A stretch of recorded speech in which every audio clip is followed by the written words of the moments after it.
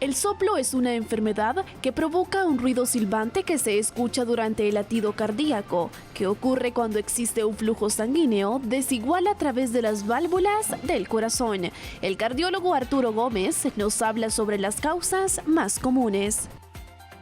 Es un sonido audible que tú lo oís con el estetoscopio, que es la herramienta, el martillo del cardiólogo. Generalmente, las situaciones que generan esto pueden ser problemas congénitos, la hipertensión arterial, problemas coronarios, la diabetes y actualmente también hay que tomar en cuenta el uso de drogas, el uso abusivo de drogas, pues te puede generar infección de estas válvulas.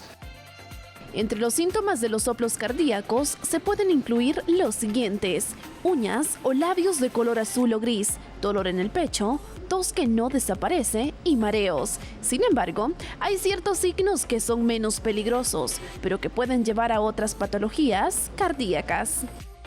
Si tú tienes un problema valvular, el problema valvular está estratificado dependiendo si es leve, moderado o severo.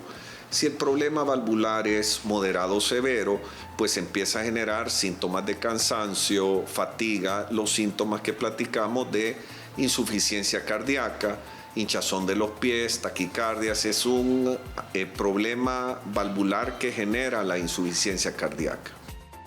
Según estudios, existen dos tipos de soplos inocentes, denominados también funcionales o sistólicos. Este no es un signo de enfermedad cardíaca, pues de acuerdo a especialistas, son comunes en los niños y adolescentes y no requieren tratamiento alguno de los casos. Soplos anormales. Estos requieren pruebas de seguimiento para determinar la causa, pues suelen ser síntoma de un problema cardíaco más grave. Ante esto, expertos recomiendan que, aunque se desconozca cómo se puede prevenir este padecimiento, adoptar un estilo de vida saludable puede mejorar la salud cardíaca. Damaris Gómez, TCS Noticias.